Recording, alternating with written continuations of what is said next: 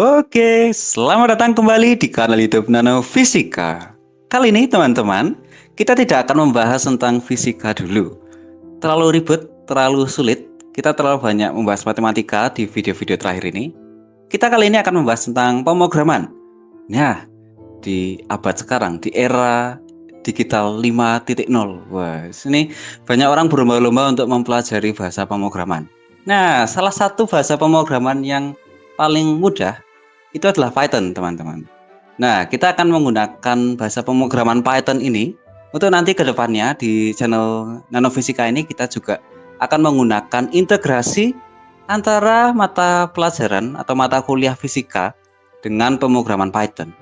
Nah, karena dengan pemrograman ini teman-teman, dengan metode numerik secara istilah teknisnya, itu akan memudahkan kita melakukan komputasi, perhitungan matematis, dan juga melakukan analisis data eksperimen itu juga sangat mudah ketika kita menggunakan pemrograman.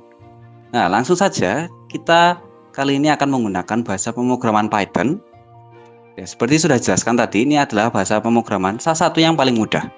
Dan kita juga tidak perlu menginstal compiler atau ya banyak alat-alat yang terlalu ribet, terlalu rumit di dalam komputer kita. Kita cukup menggunakan alat namanya Google Colab. Google Colab ini gratis teman-teman dan bisa diakses secara online, jadi harus terhubung ke internet dan itu membutuhkan namanya koneksi internet.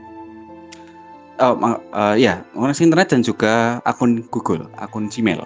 Jadi teman-teman bisa langsung buka saja di collab.research.google.com. Ini nanti ada linknya di deskripsi. Setelah teman-teman login ke akun Google, teman-teman buka link ini, maka teman-teman akan melihat ada opsi ini. Teman-teman bisa langsung buka di New Notebook. Nah, ini kita membuat notebook baru.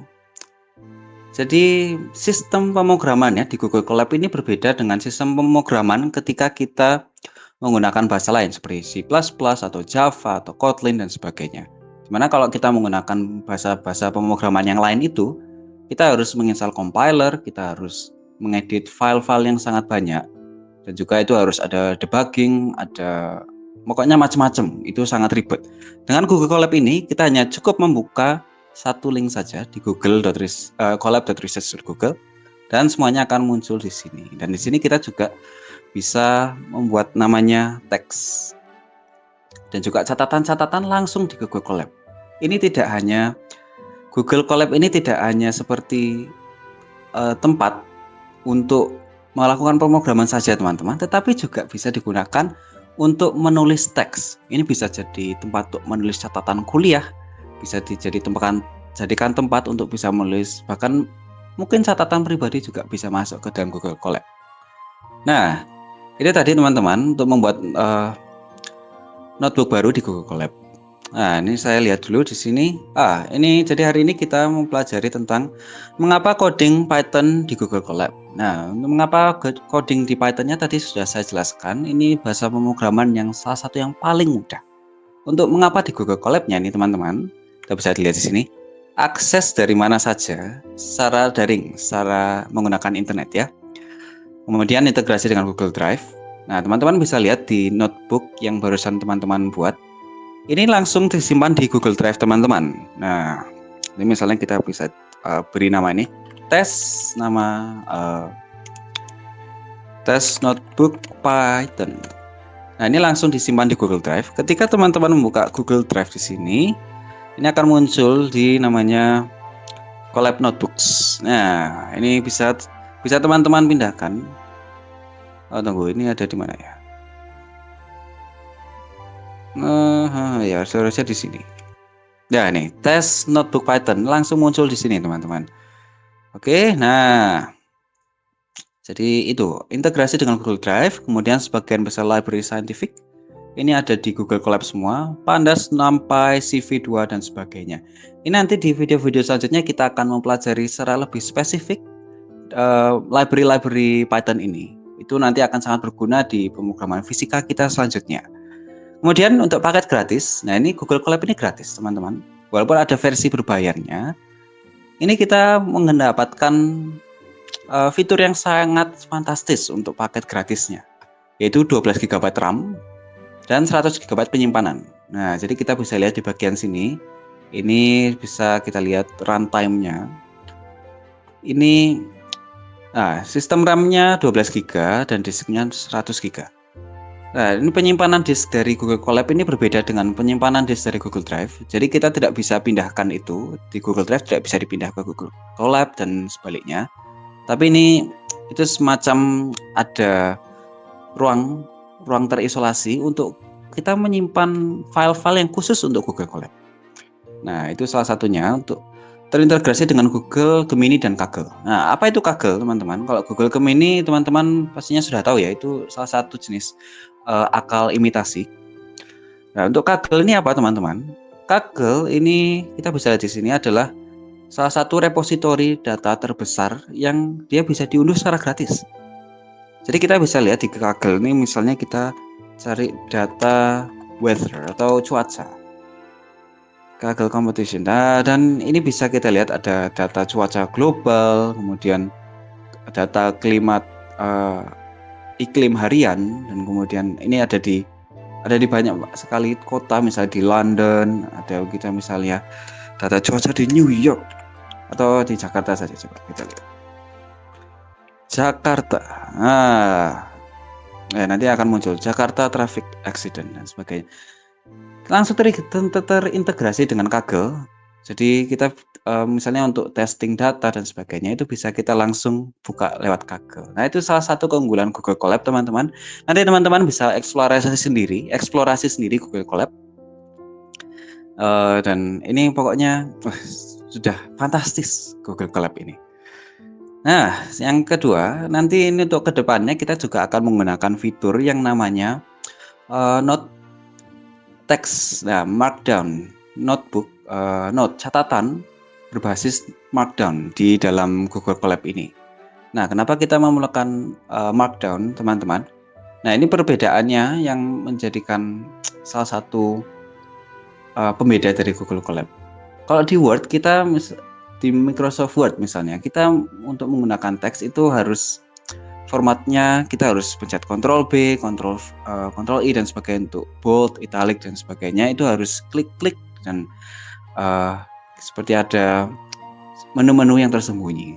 Tetapi dengan Markdown di Google Colab, ini ketika kita akan menggunakan format bold, teks tebal atau teks garis miring dan sebagainya, itu bisa langsung kita gunakan sintaks. Jadi lebih kita bisa copy ini ke satu tempat dari Google Colab ke tempat lain, dan itu formatnya tidak akan berubah. Berbeda misalnya kita menggunakan Microsoft Word yang kemudian ketika kita ekspor ke Google Docs itu akan berubah jauh formatnya. Nah, kalau Markdown ini hampir sama di semua tempat di Google Colab, dan kemudian di parser membaca Markdown itu sendiri, bahkan di GitHub teman-teman, repositori program itu menggunakan Markdown juga, Markdown yang digunakan di GitHub. Di Google Colab ini misalnya kita ingin membuat cetak teks tebal, kita bisa gunakan tanda bintang ganda untuk menggunakan teks tebal. Nah, ini kita jangan lupa menggunakan tipenya teks. Nah, jadi ketika kita tampilkan, ini teks tebal, ini kita bisa bandingkan dengan teks biasa. Nah, ini teman-teman, di sini ada beberapa fitur di Markdown ini di Google Colab. Ini teman-teman bisa langsung akses di atas ini. Kalau misalnya langsung buat format as code, ditulis sebagai kode, jadi bisa langsung seperti ini. Nanti tanda petik, ini apa ya namanya? Petik yang berada di atas tab, yang di sebelah tombol angka 1 di atas tombol tab, itu ada tanda petik di situ. Teman-teman bisa klik situ itu untuk membuat format kode. Nah, jadi Markdown di dalam Google Colab ini bisa banyak. Ada teks tebal, kemudian teks miring, monospace ini untuk jadi seperti format coding, tetapi untuk secara inline saja secara satu baris. Untuk teks monospace ini, jadi kalau kita menggunakan tanda petik yang tadi itu 3 dan ini ditutup dengan 3, itu maka nanti akan bisa multi baris. Ini program ini kemudian miring dan sebagainya. Nah, ini langsung seperti itu. Ya, jadi ini Markdown teman-teman di Google Colab. Ada teks tebal, teks miring, teks monospace, kemudian kutipan langsung. Ini jadi ketika menggunakan format kutipan langsung, di bagian depannya ini ada semacam ya penanda bahwa ini adalah kutipan. Kemudian kepala atau heading, ini bisa 1, 2, 3 dan sebagainya. Ini kalau di Markdown ini diawali dengan tanda hashtag atau tagar, tanda pagar. Jadi jumlah tagar itu mewakili jumlah jenis headingnya. Jadi untuk tagar 1 itu berarti kepala 1, tagar 2 itu untuk kepala 2 dan seterusnya sampai ke maksimal 6, kepala 6, jadi tagar 6. Jadi dari kepala 1, 2 dan 3 dan seterusnya itu semakin mengecil ukuran fontnya. Nah, di dalam Markdown ini juga bisa menggunakan format gambar, bisa memasukkan gambar. Nah, ini jadi seperti ini, misal contohnya, gambarnya ini harus dari internet ya teman-teman. Ini teman-teman nanti bisa edit langsung di Google Colab yang linknya, yang tautannya saya taruh di deskripsi. Nah, ini juga di dalam Google Colab ini bisa memasukkan rumus latex. Nah, ini nanti berguna juga untuk misalnya kita mau menambahkan deskripsi atau catatan kaki misalnya tentang rumus yang digunakan dalam suatu pemrograman komputer dan sebagainya, itu bisa langsung kita munculkan latexnya di sini. Nah, kemudian ada emoji juga. Ini nanti bisa teman-teman eksplorasi sendiri menggunakan Google Colab. Nah, itu kurang lebih seperti itu teman-teman. Nah, ini untuk pengenalan singkat tentang Google Colab. Nah, nanti untuk kedepannya kita akan mempelajari lagi tentang tipe data, kemudian bagaimana sih implementasinya langsung ke bidang ilmu fisika. Nah, saksikan video selanjutnya. Jangan lupa tunggu di kanal YouTube Nano Fisika. Dadah!